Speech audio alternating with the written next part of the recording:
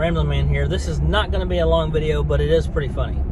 So if you look back, go through and research videos. Just look up when Trump predicts gas prices, and when Trump predicted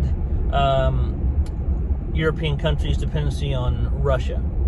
Because if you look back in 2018, when Trump was talking, he's talking about if they did not change their ways, they would find themselves dependent on Russian oil or Russian energy.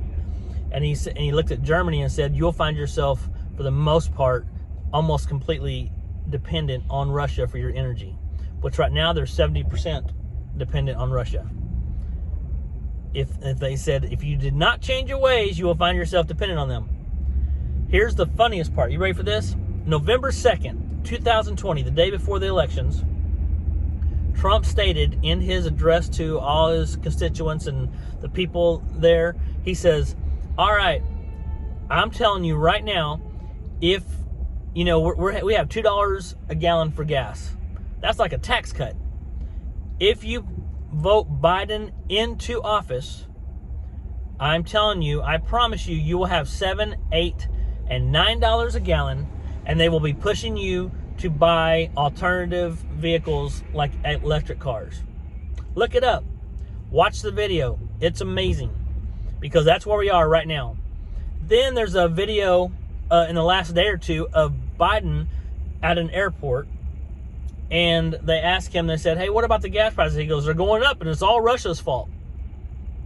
Here's what I'll tell you. People all the time, you know, I'll say, yeah, Russia's Joe's fault. And people say, how is it Joe's fault? It would happen anyway. And that is true. It would, but it's all about timing and how things go. And would it really happen? We're not sure, because here's the thing. You know, there's all these things, these sanctions that took place with funds and everything for Putin and Russia.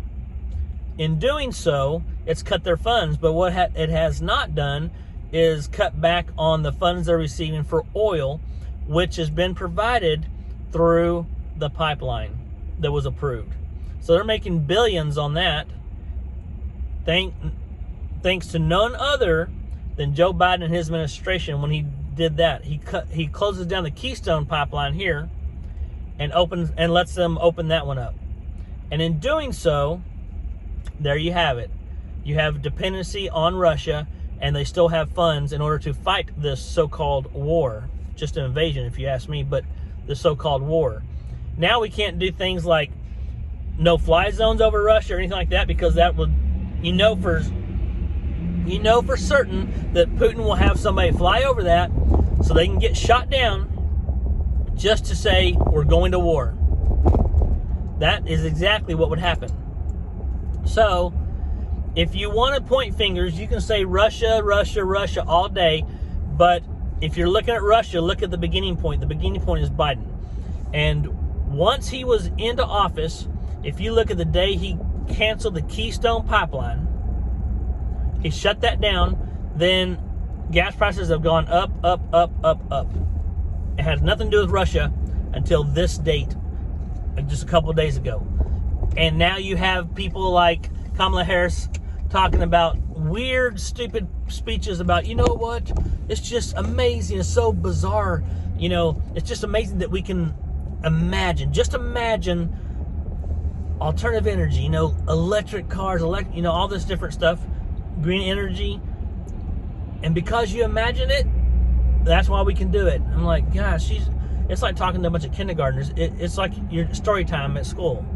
She's such a weirdo. I'm telling you, like, she doesn't have any business being anywhere near the presidency, even vice president. She doesn't have any place being there at all. So that's just my thought on it. Y'all let me know what you think. But I'm telling you right now, if you are of the mindset that, you know, and a lot of people are talking about these 9,000 wells. Let me tell you about wells, oil wells. I grew up in oil country. I'll tell you this right now. Just because you have oil wells does not mean that they can be drilled, that they can be pumped, okay? Now, you may drill and find nothing. You may hit a bed of air.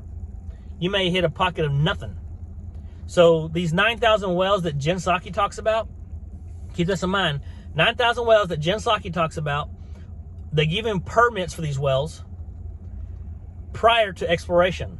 So of those 9,000, they're not necessarily all 9,000 viable wells. They are wells that are been permitted, meaning they can drill them. And if they drill them and they hit nothing, they're not going to use them. So that's a little misinformation, but you won't hear them say misinformation. Nope, they'll just tell you there's 9,000 permitted wells. There you have that. That's a little bit tidbit information for you. Hey, y'all have a great day. Make sure you subscribe. Ramblin out.